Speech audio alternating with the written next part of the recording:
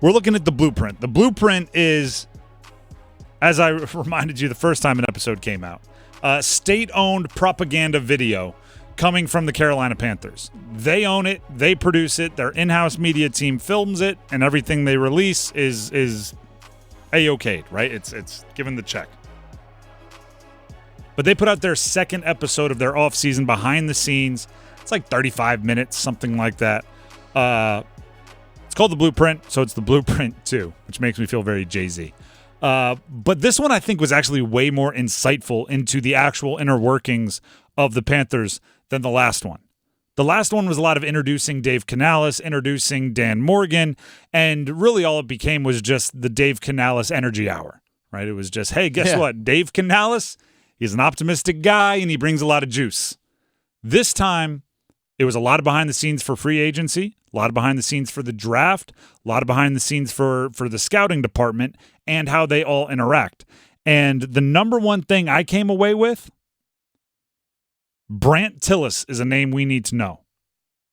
Brandt Tillis is a bigger influencer in the moves and shakings of the Panthers than I think many of us expected.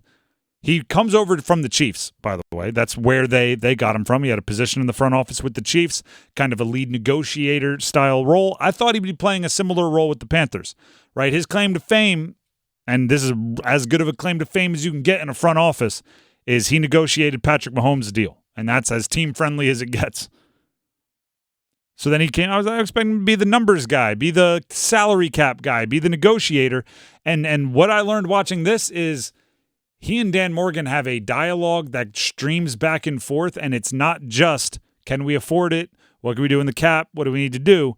It is much more, equal.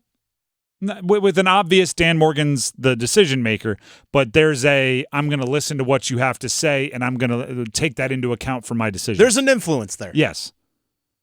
All the way down to, I thought this was funny.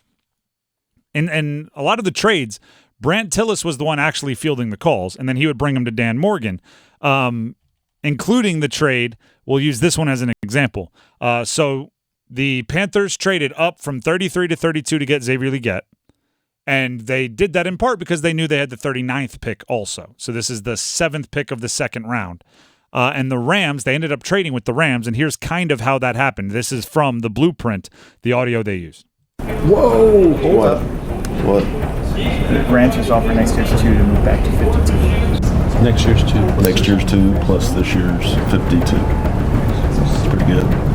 Straight up. But when the Rams, when they offered what they offered, it was too good to pass up. We didn't have a 2 the next year in 25, so to get that 2 back, it feels really good going in the next year. Can you play, I'm going to explain, but just like the first 3 seconds of that again. As soon as Brandt Tillis saw the offer, he couldn't whoa! This is what it sounded like. Whoa! What? There you go, that's it. Whoa! Presenting a trade like that to the GM, the GM is a human. They're going to be impacted by that, right? As opposed to, hey, Dan, Rams offered next year's was 2nd. Instead it was, whoa, the Rams offered next year's 2nd. Of course that's going to, and then they cut right to Dan Morgan going, it was too good to pass up. That impacts things. Brandt Tillis is an important dude. He's also extremely comfortable with Dan Morgan, as everyone was. I thought, they talk about alignment. They talk about everybody being a family. They talk about everybody being in, you got that vibe watching the Blueprint. Everybody in there, they had quite a few different pre-draft processes where they went around to everybody in the room. All right, let's talk about what our ideal player at your position is. Everybody give us your take. All right, let's get the guys that we believe are the dogs we're looking for. Everybody was involved, and then they also could razz a little. They could rag on each other a little bit. They brought out the old Demo Dan Morgan T-shirts at the end of the draft, and even Brandt Tillis put one on.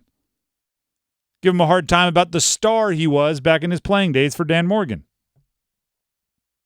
So Brandt Tillis, mover and a shaker, right?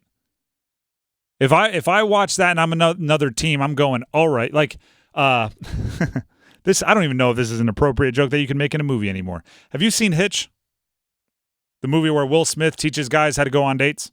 Oh, Hitch, yes, okay. of course. It was a different time for Will Smith, but anyway, there's one part where he's teaching Kevin James's character.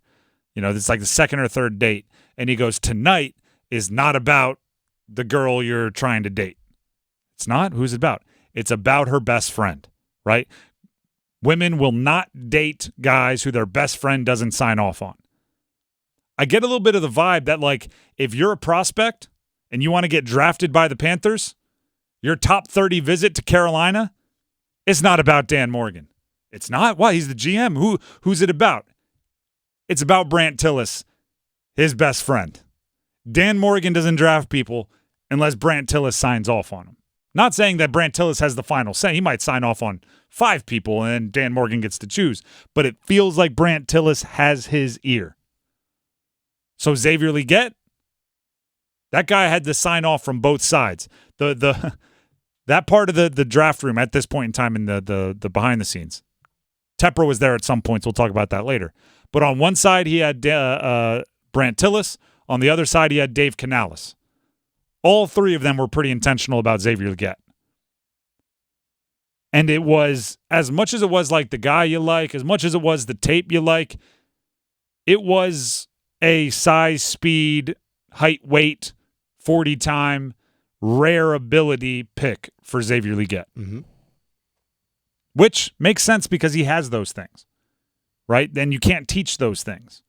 And you look at Dave Canales' past. He had DK Metcalf. He had Mike Evans, 6 foot plus, pretty good deep threats. I thought it was fun seeing in this behind the scenes deal them, like, you want them to be convicted in their picks. Sure. Xavier Legette was very much someone they were looking for prior to the draft. And like one of their, I talk about having an A plan, a B plan, a C plan, a D plan, an E plan, an F plan. You got to have like you're going up the stadium, like a double A plan, a double B plan, a double C. You got to get you got to have so many backup plans. It's ridiculous going into the draft. Drafting Xavier Legette was like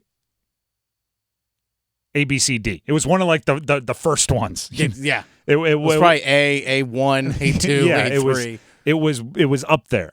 And it's good to see them be able to execute that.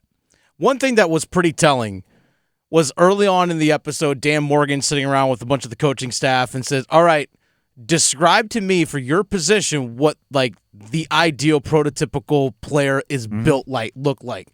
And you kind of hear descriptions from guys like, we need long arms, we need these kinds of things. And that physical build that you mentioned about Legette clearly fits what they want. Clearly, I was like, the person that we described and all the physical abilities and everything, here he is. And you can tell this staff and this front office there is a like minimum height, weight, speed for positions. Mm-hmm. You heard him say at one point in time, I think it was a defensive line coach, like those 305 defensive tackles, 305-pound defensive tackles aren't getting it done anymore. Mm-mm. They wanted the big dudes. They talked about Xavier Legette's size, height, and weight. You mentioned when they went around and did that kind of what player are we looking at? There was a lot of long arms. There was a lot of that kind of stuff. Bill Belichick with New England was famous for give me the college guy with production and versatility.